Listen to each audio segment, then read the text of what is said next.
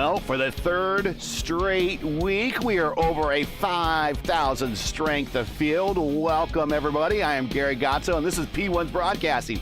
Coverage of Round 5, Week 5 of Season 1 of 2025 of the IndyCar Oval Series. Tuesday night top split coming to you from my hometown, the world's greatest race course, Indianapolis Motor Speedway, the Brickyard, the best place in the world at 16th and Georgetown.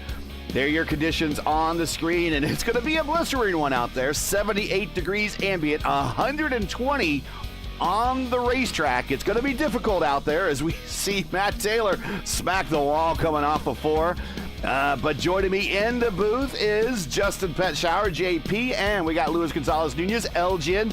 Boys, welcome, as we're going to have ourselves another handful here at Indianapolis. Not a 5,400 like we had last time, but still a stacked field. Yeah, I didn't think we were going to get for the third straight week of over a 5K SOF. And can we really say it's at 16th in Georgetown anymore, since part of Georgetown got ripped up and turned into the new entry gate for the kind of roundabout there, yep. But yeah, it's going to be interesting to see. I mean, we got the usual suspects in here. We got, of course, King Robert Malechka. We got Tyquilla, Will Lyon. I would say we are missing one person, but from what we've heard, he's on a long vacation, so we'll just leave it at that. But other than that, I think we're in for a good race tonight here at the Brickyard. Lewis, what do you think, man? We got a heck of a lineup, and got some people putting in some speeds here, starting to show up on the board. It's gonna be excited. Also, I see Pablo over here. You remember the race I think so last season, Indianapolis was Pablo, Gonzalo, and yeah, it was a pretty good race that day. So I hope that today is gonna be better than that, more like easy going around, and yeah, I think this is gonna be a good race for everyone. And also, it's not look at the times. Campbell. Look at the times. Wow. 2:28.1. Holy mackerel! Wow. It's not by Robert. Wow. Yeah, Alexis Newsom to the top, former Indy 500 winner in her own right, as well as Robert Malechka, who swept the weekend last season or last year. But a virtual who's who is going to be in this entire field, and we're going to kick off with today's starting lineup from Indianapolis. Let's clear off all these graphics and get into the show, shall we?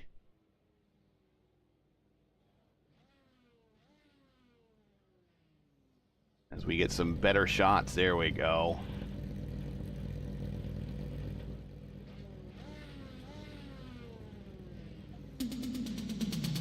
And today's starting lineup, go right ahead.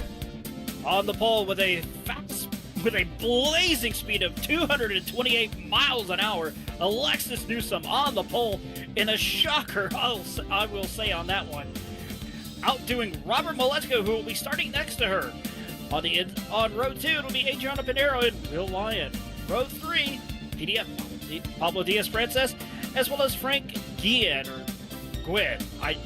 I've heard two different things on how to pronounce it. Starting 7th, it'll be Gonzalo Romero. 8th will be Tanner Richards. 9th, good friend of the show, and the one who always jinxes himself. I don't have any speed over here. The Murph, Mark Murphy. And rounding out the top 10, it'll be Antonio Estrada, another good friend of the show. Gary? Yeah, it's one of those darn rogue racing guys starting next to Murph again. I'm sure it's going to make him happy.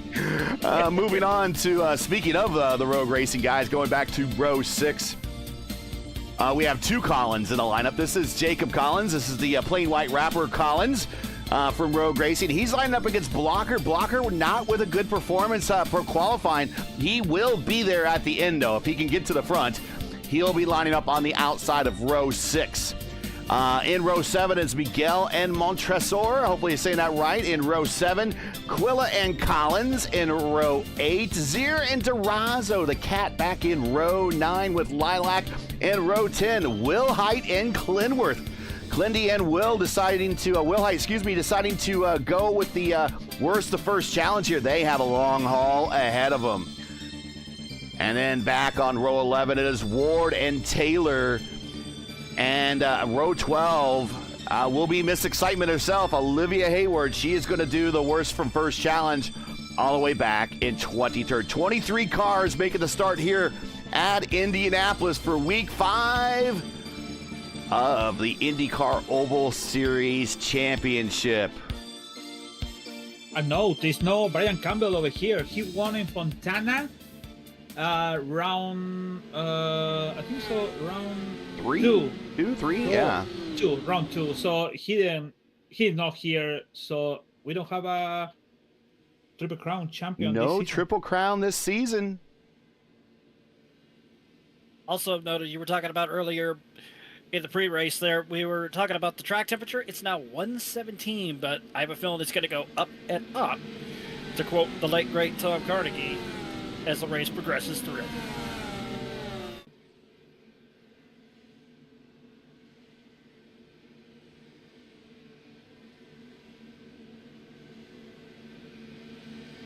See, guys.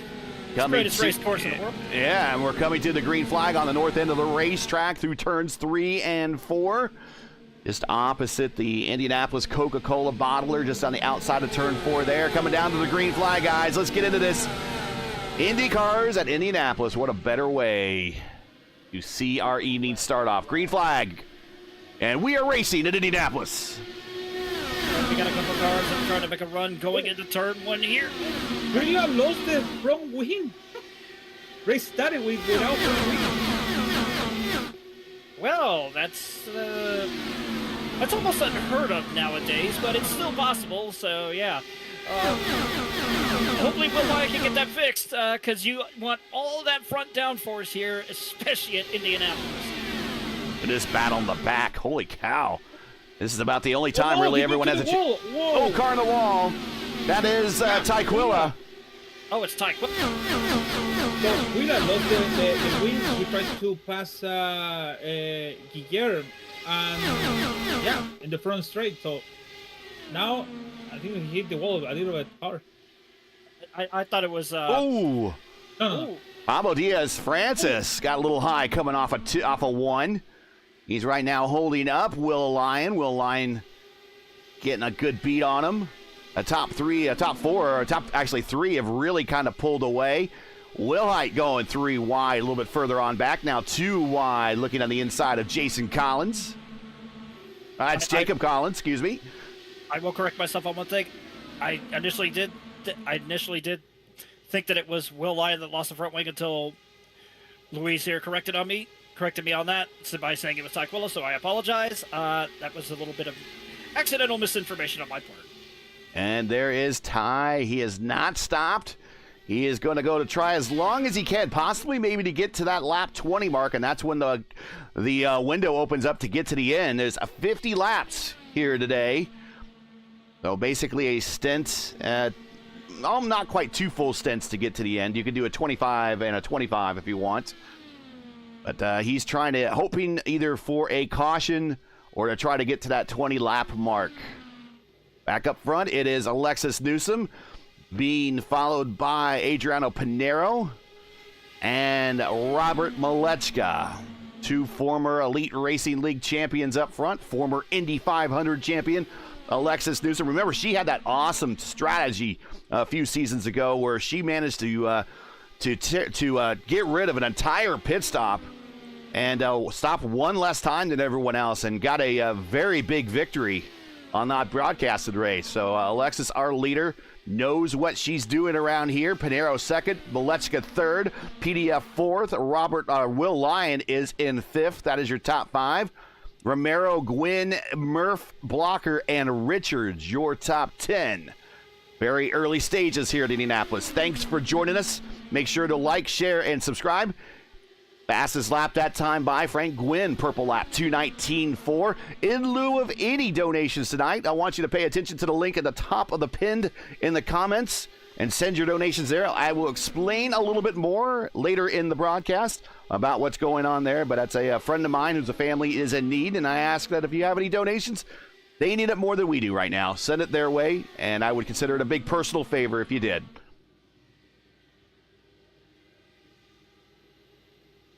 Pretty much everybody's now spread out. They're essentially snaking their way down the straightaways, to a degree.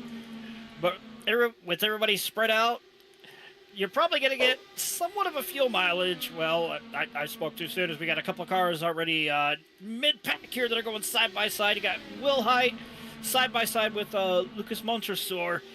Well, he was side by side, but now let's see if Lucas is going to try and get that run going into turn 3. But look at this, Jacob Collins going to the inside of Lucas through turn 3 here at the north end of the speedway. He will get the pass done on Lucas. And I believe that is Clenworth now that is trying to set up the run. Gets a little bit caught up in dirty air there. Almost kisses the wall, so to say. I should correct myself there. Gets the run down the straightaway here towards the south end of the speedway in turn 1. Side by side, and you're going to try and almost make it 3 wide. Not going to be enough. Flashes up just a little bit as they go through 1 and 2 here. Still side by side as they come off of turn 2. Past the VIP suites there. Oh! Almost contacting Clenworth. It's like, okay, I'm just going to back off and I'm just going to ride for now and see if I can get that run again.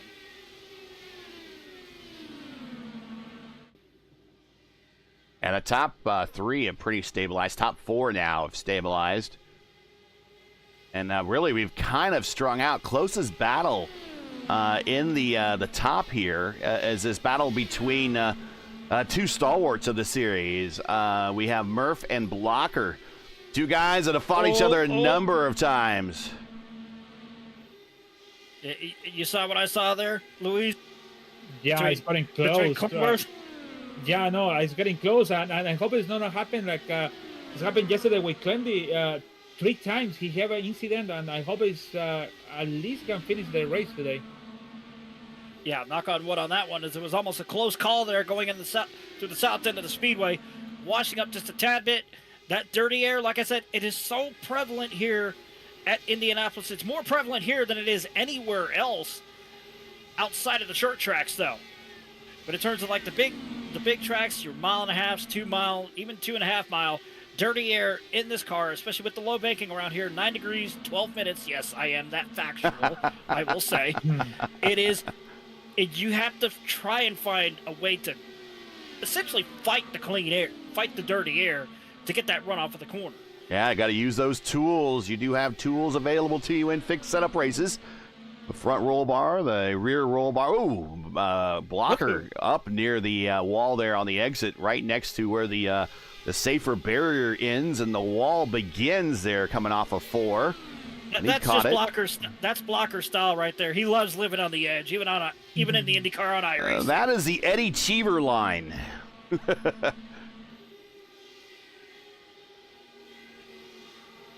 So we are well spread out now. Closest battle on the racetrack is looking up and down. Actually, it's Pinero getting about 3/10 away from Newsom. A little bit further back, Clendy and Lucas is less than 1/10 of a second right now. Again, working those tools, the roll bars they have available to them, and the weight jacker.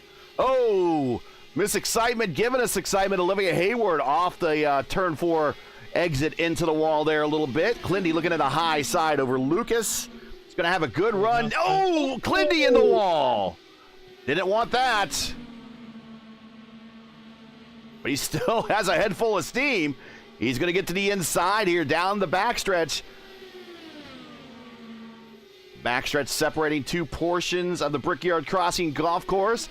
Now into turn 3. And the turn 3 right there in the infield of turn 3 is a dirt track that they race at as well. That we were supposed to get here on the service, but we still haven't gotten it yet. And now Ward.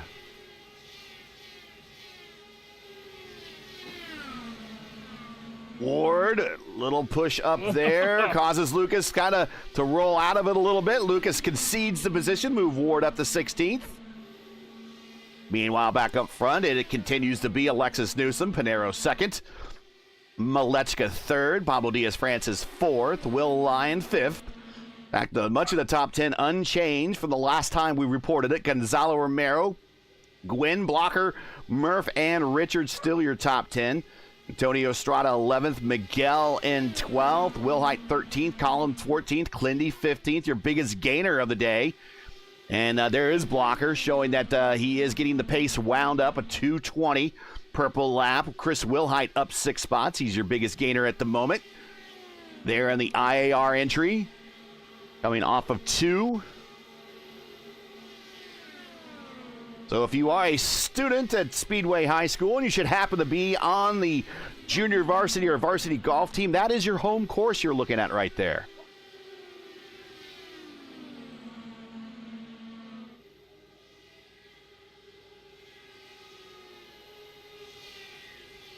I don't know if it's good to play golf and hear the cars around. I don't know how distracting that would be. I've seen people do it before, but I would imagine that's distracting. I just consider it background noise to help me concentrate. And there is Quilla getting passed by the leaders. He's trying to hang on to get to that first pit stop, but just not enough pace before getting the leaders wrapped around the field and getting a lap down now. So he is coming to pit road, try to get that damage addressed here at lap 14 of 50. Thanks for joining us. Make sure to smash that like button, subscribe to the channel if you're enjoying P1's coverage of everything. Chat is very active tonight. Thank you for everybody for chiming in. We got Luis Gonzalez Nunez, our moderator, in there. He is our lead hype man. Blocker in a bit of a battle here with Frank Diaz as they were going through the south end of the speedway. They were trying to throw haymakers at each other, and then they realized, we don't want to do that. We're not in a tin-top car. Well, and you don't want to lose contact with the car in front of you. Only a second and a half is the draft window for these guys. And if you get outside of that, it's going to be very hard to reel in the car in front of you in at least a fixed setup race. An open setup race, a little bit different. You're running with your own customized different setup. Everybody here running with the same setup. Base setup, at least. Everyone runs a different set of bars, different set of weight jacker. But your base setup is going to be pretty much identical. An open setup race, it's anything could be going in those type of races. Different damper settings, you name it. Basically, you could build your own 1997 the Winston Jeff Gordon T-Rex setup and have the best damn setup. If it passes tech inspection, sure will. Yeah. I'm just going to say this. I had that in 2019. Surprisingly, it passed tech inspection. Series officials basically said, we'll let you slide for this one. Don't bring it back next year. That was 2019, though. That was... Wow. Is that almost 6 years ago? No, it is 6 years ago. Time flies. Hey, what the whole saying goes, time flies when you're having fun. Get everybody pushing very hard. All of these drivers. This is a 5,000 strength of field race, so all these drivers very well achieved in their own rights. I mean, we're probably looking at a minimum 3.5K at least for the starting lineup here. A lot of these are well-earned drivers, so to speak. That have many starts on this service. A lot of these drivers up front probably have hundreds of starts in the IndyCar by themselves. So that's why we're watching that this field so spread out and passing is so at a minimum right now. Because everyone is just really looking at the same skill set. And we got a brewing battle here between Romero and Blocker into 4. I think Romero starts to lose some time on the car in the front on Will Lyon, and it's coming Blocker. He want to pass, but maybe he want to save the fuel. Still, nice pass. Yeah. He's going to try it. He's going to try it. Nope. Blocker to the inside. Lilac Zier coming off of pit road. Hayward fastest that time, 2:20.4. Here is Adam Blocker. We are riding with him down the backstretch between right behind Romero. He's going to take the high line, try to get a big run through 3. Drops a gear. Going to try the high line again through 4. Oh. Down the front straight, hitting that Closer yard and of closer bricks. The closer and closer you get to that wall coming off of turn 4, the more you start worrying, maybe I'm burning up that right rear just a little too much.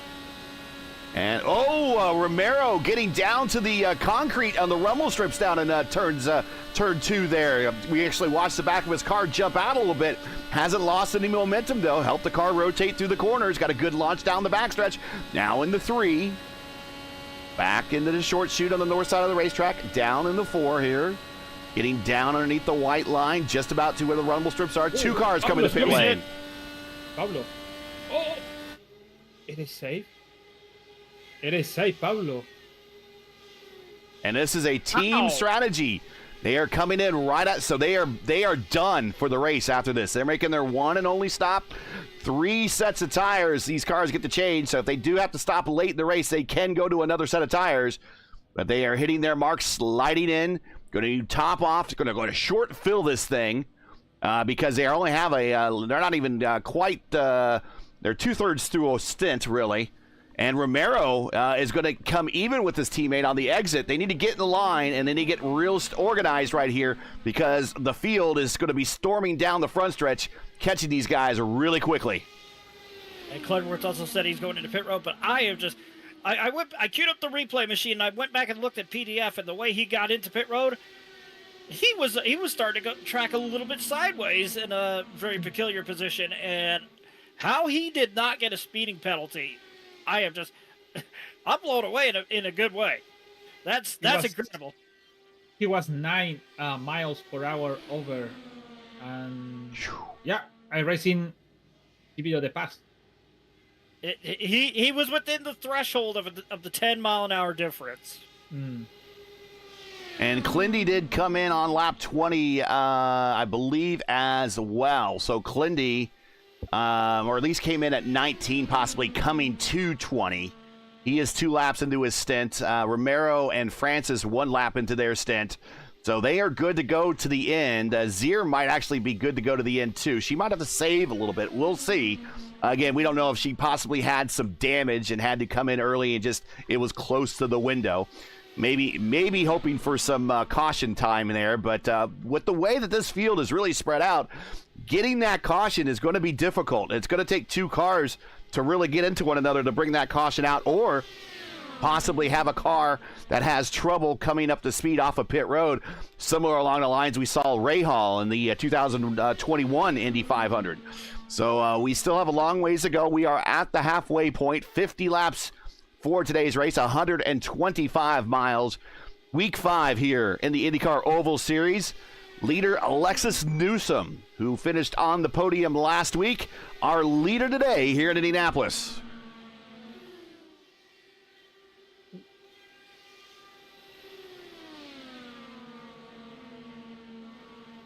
Knock on wood, we've been green so far. And usually around, I'm just going to say this, usually around 10 or so to go, 15 to 10 to go, is when... Trying to find that wood around my computer here. Okay. There we go. There we go. I got it as well. Also, jot it down on that notepad that I see you got next to you right there. Right there. Well, I'm gonna come up to our screen and I'm gonna circle the number here. I'm gonna type in JP. This is when he jinxed the race right here, lap 25.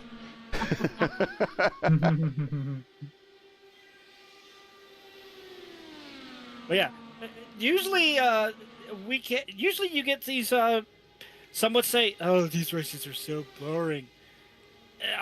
These races are not boring, especially when it comes to pit strategy and stuff. Trying to outsmart your fellow competitors out on track. Whether you have the option to go and do the undercut, or stretch it out just a little bit, depending on the fuel map setting, to go for the overcut.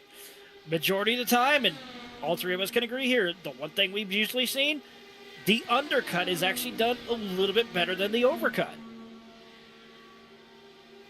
Pinero reeling in Newsom a little bit, 2/10 off the lead. We've been here so many times, everyone should have the records all memorized. A single unofficial lap record here, Ari Leindijk setting back 96 on Fast Friday, 2:39.2. The single official lap set by Ari Leindijk on day 2 of quals in 96. That's why the pole record is not the track record right now, folks.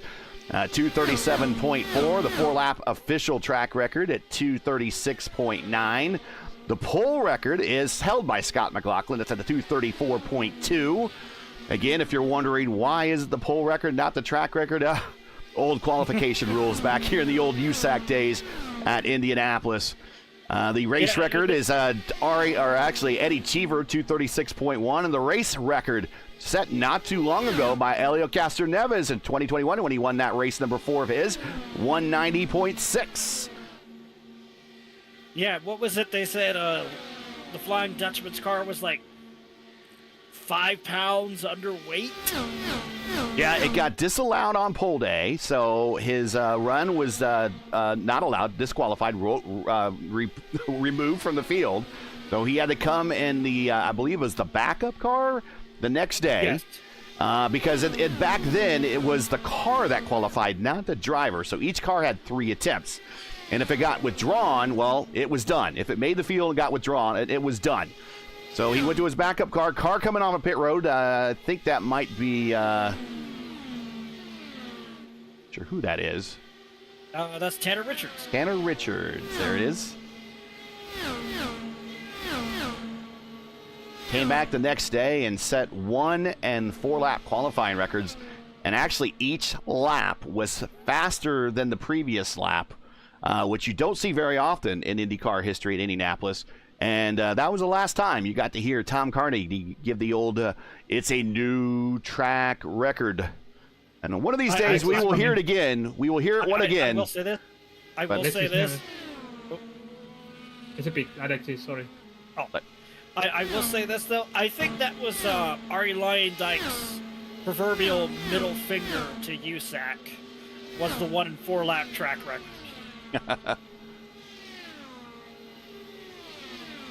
I think his middle finger to USAC was getting in a fight with A.J. Foyt at the next race at Texas, or a year later in Texas.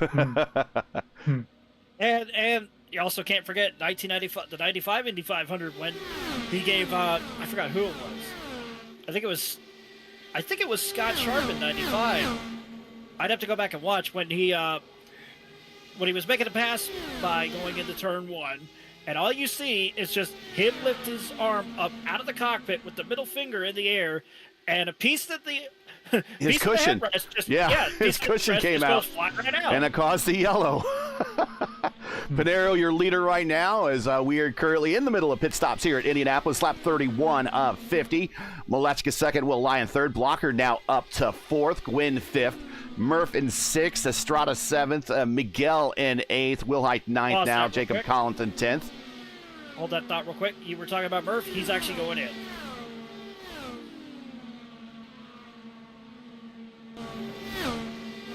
So the group of Pablo and Gonzalo is very close on the Alexis. So it's 1.8. If it continue to work, it can come in close. And when everybody's coming to the pit, should be everybody the same. But Pablo and Gonzalo, they burn tires a lot. Yeah, and they're playing the long game right now. So pretty much if we go caution-free, they are sleeping in the bed they've made right now. There's not a way they come back down to pit road unless there's a late caution. Go ahead. Gonzalo have a problem with the car. He cannot follow the run with Pablo up front. Gonzalo, yeah. Gonzalo don't have a problem with the car.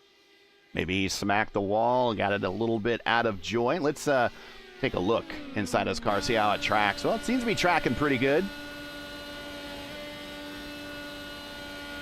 Oh.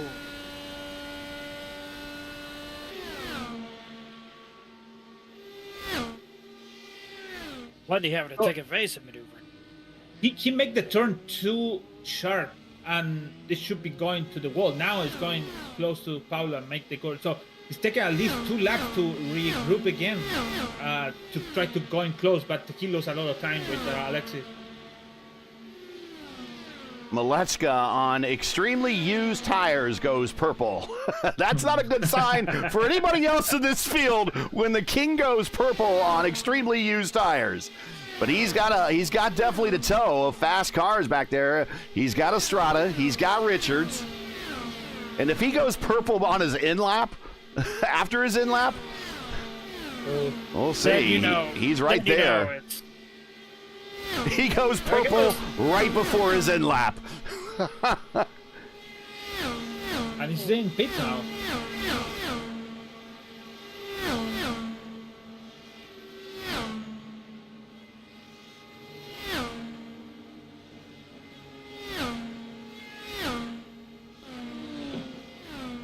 Taylor's also in. The cat goes to the top with the purple lap, 221.1. Now, with everything cycles out, this should put Alexis Newsom back up to the lead. Or not. Or not, because here's Pinero right next to her on the inside of the one. Get the spot to Pinero, but Alexis is going to stick it out on top. But Pinero slides up, gives her the dirty air. She's going to stay up high through 2, showing that there's 2 lines here to use at Indianapolis. Ward now purple, 221.5. 1.1 Malechka over close to Alexis and Pinheiro. But look where Gonzalo Romero and Pablo Diaz-Francis are. They are 4th and 5th. So they've jumped Will Lyon and Blocker. But they do not have fresher tires. And Will Lyon is on the attack down the front straight. He's going to take a peek to the inside on PDF and is going to get the position in the 1. Back to the battle of the lead here. It's side by side between Alexis Newsom and Adriana Pinero as they go through turn 2 here. Coming down the back straightaway, still side by side. The one who's loving this, though, is the king, Robert Malechka, with those very fresh tires as they go through turns 3 and 4 here at the north end of the speedway. Still side by side between Alexis Newsom and Pinero. I think Pinero just really close. You got it. Yeah, it might have just had to lift a little bit. That's going to give Newsom the edge. Now Newsom going to block to the inside. Now she made her one move. Here comes Pinero to the inside. Pinero going to get the lead in the 1. Newsom's going to hang it out on the outside. Now she tucks in behind him into the south end of the racetrack. In the turn 2, in front of the Riley Children's Hospital Suites, up the 5/8 of the mile backstretch. And now Pinero's going to have the draft of Matt Taylor to help out. Matt Taylor, black flag, he touched this 2 wheel, the right wheel, the both of them touched the right side. So the new rules, you cannot pass that white line over there. Yeah, you can thank NASCAR for that rule. But it's fair, actually. It's fair. We can thank NASCAR for a lot of things, and none of it lately is good. Very true. Very true. Miss Excitement Olivia Hayward goes back purple again. She has moved up to 19th position, up 4 spots. 7 spots for Wilhite and Clinworth. They are the biggest gainers in the mid-pack right now. Still 12 laps to go here at Indianapolis. All the pit stops are done. We are now looking a sprint to the finish. Pinero, your leader, with the 8 of the draft from... we got Matt Taylor there. He's going to go to the inside of Taylor into 1, and now he's going to have a bit of a buffer. Back to Newsom. The question is, how long can that buffer last? Because we know Matt Taylor knows that when Alexis Newsom or Robert Malechka are behind him, he will just move out of the way. What he's trying to do is he wants to stay on the lead lap for anything that if we get a caution, he will get the wave around, complete wave around. Not the technical wave around, but he will join the tail end of the field, and he'll be back directly in battling for positions. So he wants a caution right now. We are caution-free, so we can circle lap 39 and put 9 initials next to it as the one that's jinxed the race at this point. But right now, we have been all good in the neighborhood as we are Pinero, Newsom, Malechka, your top three. Romero, PDF, teammates in 4th and 5th. Lion, Blocker, Murph, Tanner, Richards, and Estrada moves up to 10th.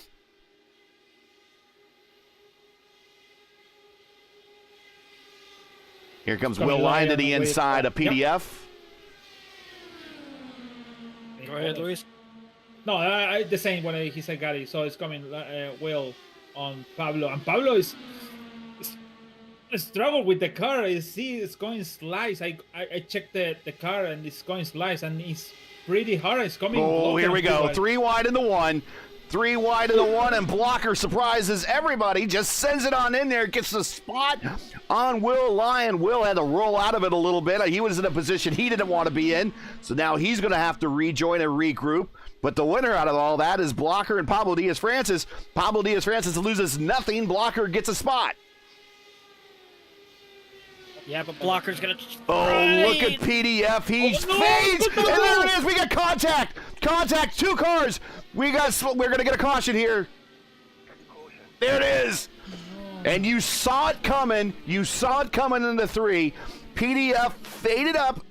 And again, we're going to let chat make the ruling on this. And you know PDF best, Lewis. He faded up to give him the dirty air. Was he doing anything wrong? In my book, I don't think he was, but definitely Blocker caught all that dirty air. I think Pablo thought it's coming Blocker, but Blocker, I think, for my mind, I think Pablo thought it's coming Blocker to pass him in inside. That's why he make a couple 2 moves over there. Look at that. It's a tiny move. Yeah. And then Will Lyon again, the closing rates. We've talked about this before. Even if Will Lyon did have time to slow down, it would have been fractions of a second. He makes contact, and he loses part of his front wings, but it transformers back onto his car. So he does not have to come down pit road and get repairs done. But Blocker taken out early here with 8 laps to go here at Indianapolis. Oof. I'm just going to say this. I think we both jinxed this race. Oh, no. Whoa. Okay. We got beef. We got beef. Oh, no. You're going to have to tell me what's going on because we don't have the radios here. I cannot. I don't know. I don't want to say that. Okay. Blocker complained about the move of Pablo, but in my side, I think Pablo he's going to the inside, and Blocker stay on the back. So I don't know, but Blocker is not really happy with that. So it has been a spicy week in the IndyCar community, and it continues here on Tuesday night here on the top split at Indianapolis. Next week, everybody will be at Chicagoland. Same time, same channel, 7:15 p.m. Eastern time. Do not forget the door is tomorrow night, start of the Horizon IndyCar League. We will be kicking off round 1 of their season, as well as round 2 of the Formula Indy series.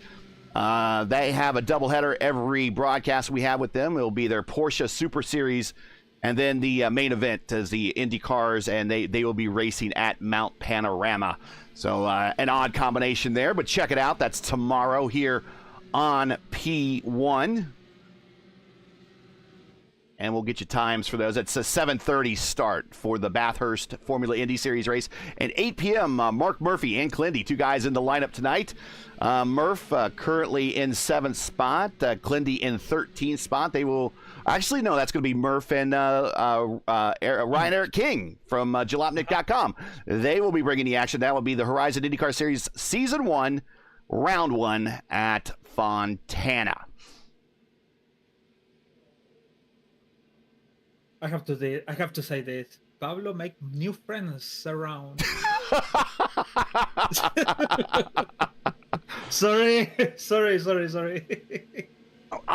The thing is, I see Adam's point, and I see your point, because when we're sitting up here, we see things entirely different. It's not as fast for us. It seems slower, but it's happening just as fast. And to me, you're right. Maybe he thought the inside was open, and he thought that Blocker was going to take the inside, and Blocker decided that he was going to take the high side, go with the clean air, and then all of a sudden, the guy that I thought was going to give me the outside is coming up now, taking the outside and giving me dirty air. I see both points. I really, really do. And we'll just leave it up to chat to decide that one. But I think it maybe could be a race deal. We saw many times in the real life, and it's kind of same. You expect something, and it's like okay, whatever. Yeah. But I'm just gonna say this. Blocking, but no. I'm just gonna say this. I think what's going through Blocker's mind is if any of you remember the 2003 Ford 200 for the NASCAR Craftsman Truck Series, when Brendan Gaughan got wrecked out because of Ultra Motorsports shenanigans. Brendan Gaughan gave probably one of the best interviews I've ever heard in a long time. Jimmy Smith can kiss my ass. I think that's when you take out Jim Smith and put PDF's name in there. That's literally the same thing that's going to be running through Blocker's head. PDF, kiss my ass. Well, here we go. Green flag coming to 5 to go at Indianapolis. Just over 10 miles to decide this thing. And we are racing here. Pinero, Newsom, Malechka, Gonzalo Romero, PDF, 2 teammates, as well as probably 2 drivers working with one another in Newsom and Malechka. And then also we have a reigning series champion in Pinero in the Elite Racing League. We're going to go 3 wide, going into 3, down to the bottom. King Richard takes it. King Robert, excuse me.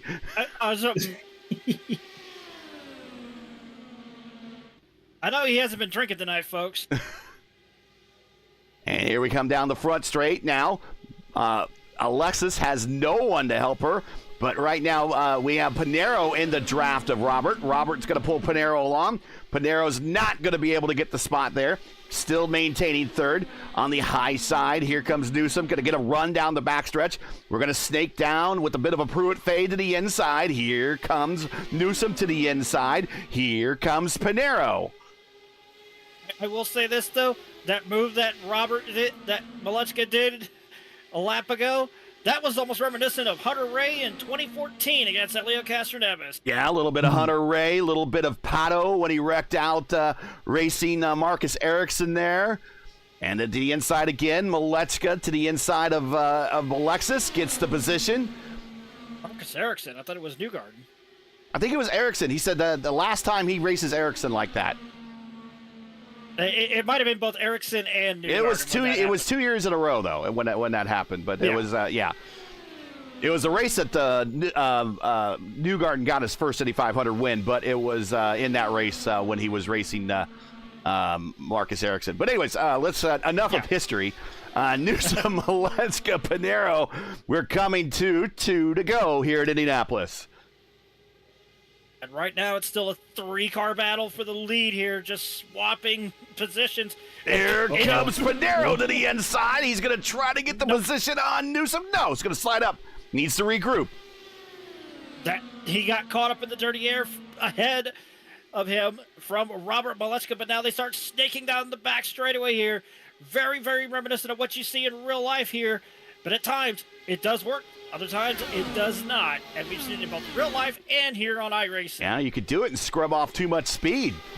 I think might have happened to Marcus Ericsson that first time when he lost to Newgarden. Here we come, coming to the white flag. Indianapolis, 1 more lap to go. 2.5 miles to the inside. Alexis Newsom with the position on Robert, and she clears him in the 1. Here comes Pinero. Pinero with a run of steam here in the short chute. He's going to take a shot on the high side through 2. Too much. He slides up. Air. He slides up, but not a lot, though. He still has that momentum as he's staying in the draft of Alexis Newsom. Here as Robert Malechka goes back to the lead in turn number 3 at the north end of the speedway. Still 3 cars under a blanket, so to speak, as they come off of turn number 4 here, down towards the yard of bricks to bring out the white flag in the final lap of the race. They're snaking their way down the front stretch, and they're going to try and force it 3 wide. Not enough. Pinero realizes the window is shut, and he backs out of it, and he's going to wait for another move. I inadvertently called that the white lag. But here we go. Now We got Robert. white flag. We got Whoa. the inadvertently called that. Good thing they don't listen to me. But Robert to the inside, protecting that inside line. Here comes Nelson to the outside. Here comes Pinero. We're going to go 3 wide in the 3. Who's going to come out on the other side? Oh! Oh, Piñeiro. I don't think it's going to be Alexis It's Newsom. two. Whoa. Almost. Oh. 3 wide photo finish. Give it to Malechka. 0.09.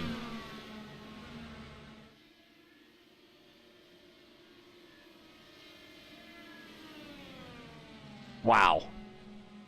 Wow, just speechless. Another classic finish here. You know what is more classic? Mark Murphy finished on 5th. Murph, old and slow, comes home at top 5. In the last corner, past Gonzalo Romero for the 5th position. I think that he passed 2.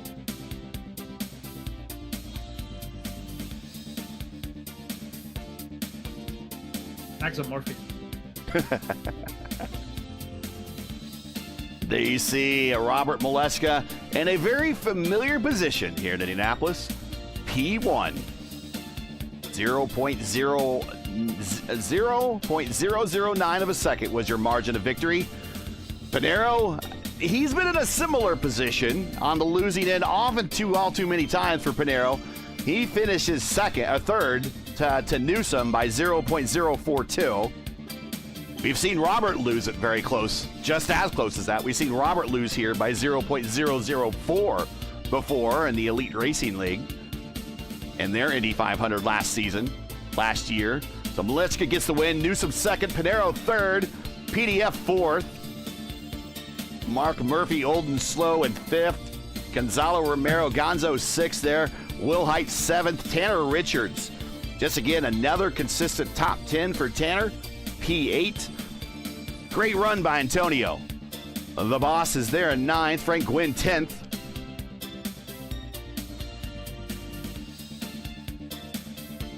Miguel in 11th. Josh Ward, the votive season champion. He comes home 12th. Jacob Collins, one of the Road to Indy aces there. Always love seeing him on the IR18 level. Comes home 13th. Will Lyon, probably not as good of a 14th position as he wanted. But that's kind of what he's going to end up with.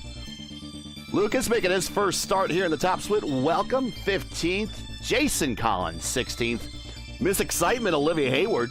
Pretty good run by Olivia. Up 6 spots. One of our biggest gainers. Actually, our biggest gainer was Will Height in 7th. He was up 12 spots, but Hayward up 6. The 17th. Zier, 18th. Taylor, 19th. The Cat in 20th. Glendy, 21st. Didn't work out in his favor today. Quilla, 22nd. Right off the bat, just a bad day for him. And Blocker, we will see how that continues to shake out in the IndyCar community Discord. But Blocker, 23rd. But was running, of course, in the top 5 at the time. Glendy and Quilla last lap hit on turn 1. He went to the wall, both of them. Oh, fratricide. Oh. Yeah, so Quilla went back on the Glendy. Yep. Both of them on the wall. That's rule 1 of racing your teammate. That's actually rule 2 of racing your... Well, rule 1 is don't wreck your teammate. Rule 2 is see rule 1. Well, let's get our replays queued up. I don't think we will see Pinero, although Pinero has raced with us enough that he knows the deal to send us comments, and we'll read them for him. I'm working on it.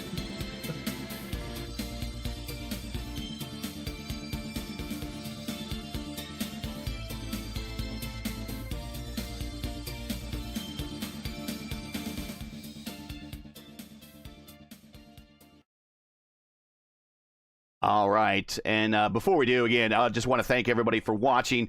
If you are just joining us, we just completed our race here at Indianapolis for the IndyCar Oval Series. Tuesday night top split coming to you from Indianapolis Motor Speedway.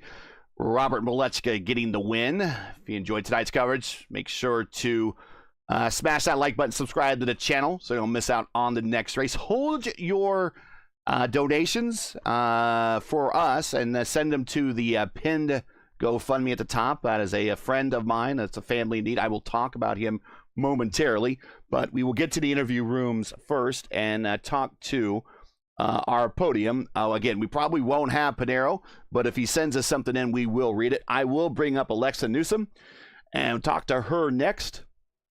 And here she is. Alexis, 2 weeks in a row on the podium. Oh, so close. 0.009. A heck of a run. Great show. And I'm sure that it doesn't get much better for you racing up front with three real pros like Adriano, yourself, and Robert up there. Oh, yeah. It was a lot of fun. Like, even when me and Adriano touched on the last lap, it was fun. And we knew we weren't gonna wreck, so it was a lot of fun.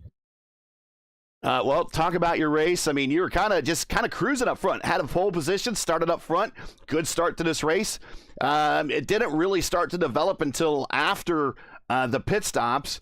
It really was that the plan, is just to kind of cruise on that first stint and then go racing in the last half? Basically, yeah. It was actually kind of a downside to be leading because I had to take more fuel. Mm-hmm. And I mean, I could have held off Adriano, otherwise I just failed it. He did a good job doing that. And with Taylor up there with him, I don't think I could have touched him, and that would have been interesting. And then a caution came out and the track temperature was cool, our tires were cold, so we could go at it. Well, you guys put on a fantastic show. 3 wide going into turn 3 on the last lap. Almost did not come out of that one. You guys made it all through. Great show, great finish. Congratulations on the P2. I know you wanted the win. This is a place you've won before, but a P2 nevertheless. Any shout outs, friends, family, sponsors you want to say hi to before we let you go?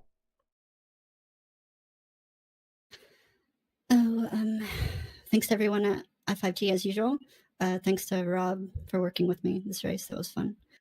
And yeah, maybe I'll get one of these on this broadcast one of these days. I think you're going to. I think it's a sure bet one of these days. But long as we keep seeing you, I think we will. Well, congratulations, Alexis.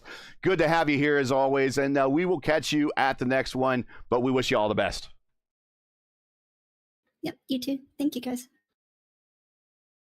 A very happy Alexis Newsom, led 31 of 51, and kind of in an odd position for her. We've seen her win these races before on fuel mileage. Of course, these are the full-length races, not a 125-mile kind of sprint that we had going on today. But normally she's following, kind of saving fuel, but today really just led the bulk of this thing and put her in a position where she talked about in her interview where, you know, it was just waiting for the second half of the race into the closing laps to finally decide to let her rip.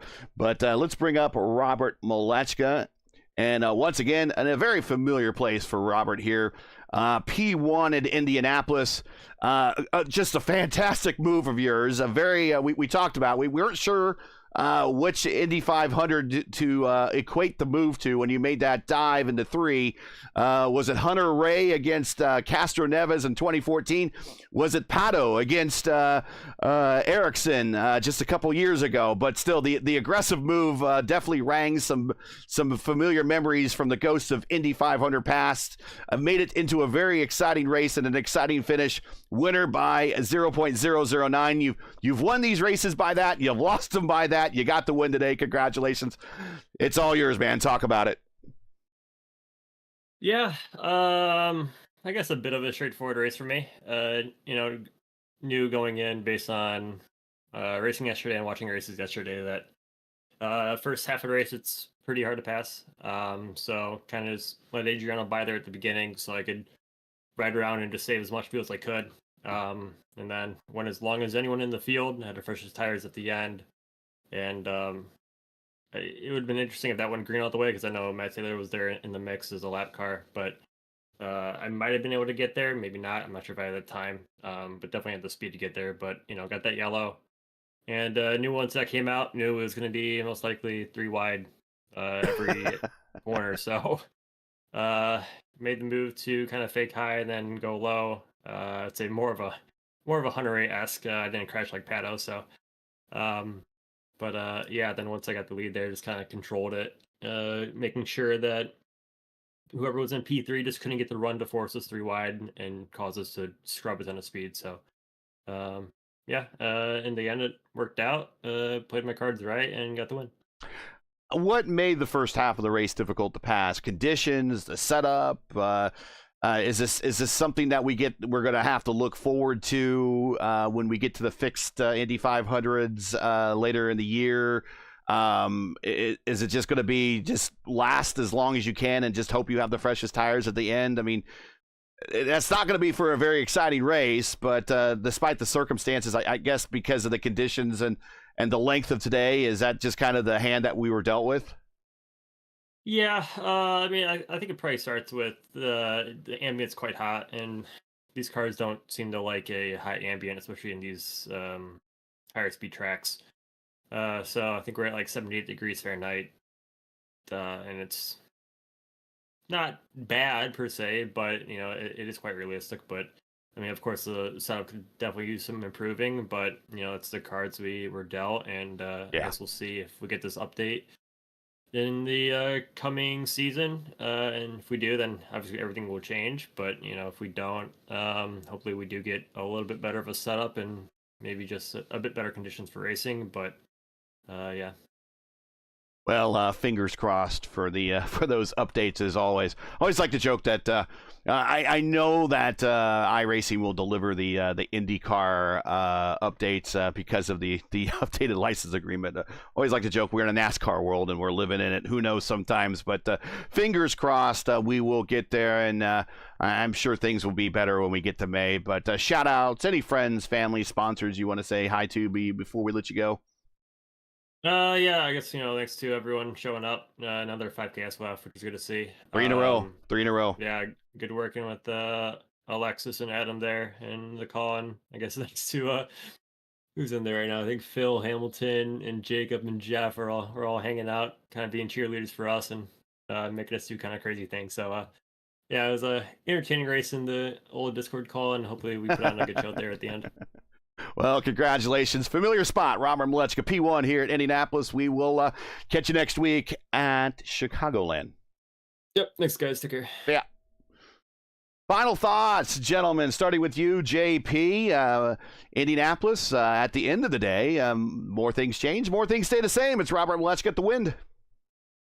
Yep, and it's also another more things change, the more they stay the same. We jinxed it again.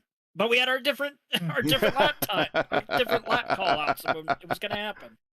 But like what Robert said, at times, even in the fixed setup, the setup can be just so finicky when it comes to track temperature. And when you get warm temperatures like this, that are not like hot Atlanta hot like what we had last year, but enough to where it's just like, it's going to be all over the place. You're pretty much just a passenger along for the ride. But Chicagoland is going to be very interesting next week because it's an old surface, hasn't been touched since it was laid down in 2000. So a 25-year-old surface, but of course the scan is a much older one. But yeah, it's going to be interesting to see how the racing is. I think it's going to be good, but you also have to remember the bumps there at Chicagoland, especially in 3 and 4, are rough. It basically to the point you're going to be bouncing all over the place, and you're going to have to give your fellow competitors around you a little bit more room. That way, all hell doesn't break loose. LGN, you saw a lot of trends in the race. What did you see? I mean, you were definitely paying attention to Pablo and Gonzalo. They made a good run out of it. But what do you think of the race overall? Well, good point for Paulo for the championship. I still talking about because I been in this situation and all of this when you lose points on the first and second and third race is cost you a lot of to the end of the season. So he make a good points over here. And I talk with Gonzalo, I talk with Paulo now, and yeah, they talk a lot of things about the incident. And yeah, he's like, oh, let's flip the page and let's see what's happened next time to the next race. So yeah, it was spicy and good race for Maleska again. What he said is really spicy and good. Is it an iRacing? Did an iRacing race happen if there's not a side of beef? And there are the points coming into today. By the way, the points have changed since this race, but that was the points coming into today with Robert the leader, Pablo Diaz-Francis second, Tony Mazzaro, we've not seen on the top split here in a little while, is third. So that's going to change up a little bit. Clindy not a great day, Quilla not a great day, Pinero with a good day. So we might see some movement there, but that is the points coming into today. We are free to go actually for the regular season, and then it's coming the drop weeks. Yep. See you on Chicagoland. Chicagoland is next. Normally this is the point where I say that's it for tonight, and we talk about the podium. And the podium tonight was, as we mentioned, Robert Malechka, Alexis Newsom, and Adriano Pinero. But we didn't get anything from Pinero, but if he has anything, we'll make sure to stick it in the Discord so everyone can read it there. This will be the point also where I would remind everyone to join us next week for round 6, week 6 of season 1 of 2025. As the Oval Series moves to the Windy City for Chicagoland Speedway. Coverage will begin around 7:15 p.m. Eastern Time. As always, you can find everything right here at P1 on YouTube.com, P1 at P1 Broadcasting. So this will be the point where I'll be reminding you of all that, and I'm going to do that, and I just did that. But before I sign off, I did want to bring this up on the screen and talk about the donations for today. If you had a chance, pinned in chat, to send donations to the family of my good friend Eric Dietrich. With a heavy heart, I get to pass along to all of you that my good friend Aaron, who is owner of Roma Collectibles, he left us far too soon on Friday, January 10th, after a very courageous battle with cancer. He was 44 years old. Aaron, in the previous community that I used to run in, it was a beacon of positivity and kindness, always smiling, always ready for a conversation, always making those around him feel welcome. He had a passion for collecting and sharing joy, led him to become a beloved figure in the G.I. Joe collecting community. That's one of the kind of the circles of people that I ran in before, where many, including myself, were fortunate to call him a friend. Aaron was also had a very entrepreneurial spirit. It's shown through Roma Collectibles, his cherished toy store that was in the Dayton area. Roma Collectibles was more than a store; it was a hub for collectors and enthusiasts. Aaron and Roma became staples at toy shows across the country, spreading happiness and nostalgia wherever they went. He also dedicated himself to organizing and promoting the Ohio Toy and Comic Show, further enriching the collector community that he really, really loved so dearly. Aaron's warmth and generosity extended beyond the collecting world. On a personal note, after I stepped away from the active G.I. Joe collecting community and transitioned into iRacing, Aaron and Roma Collectibles were among my first sponsors, with the Roma logo proudly displayed on the engine cowling of my virtual IndyCar. And we won, or actually in our split for my very first fixed Indy 500, we finished fourth, in 2021. For many races after, my virtual racing suit bore the Roma Collectible logos on the front, a symbol of Aaron's friendship and unwavering support. Aaron leaves behind a loving wife, his wife Sarah, his brother Ryan, his cousin Kenny, and countless friends and fans from around the world that were touched by his kindness and enthusiasm. And his absence leaves a void in our hearts in the communities that he's nurtured. Aaron was an extremely good man, a man whose legacy will live on in the memories of all who knew him, and he will be deeply missed but never forgotten. So in lieu of donations to this broadcast, we ask that you consider giving to Aaron and his family instead. They could sure use the support more than us right here at P1 right now. So please consider a donation. Every little bit helps. The link to their GoFundMe campaign is in the description. I want to thank everybody, and Aaron, please rest in peace. That's it for tonight. Catch us at the next one next week. Have a good night.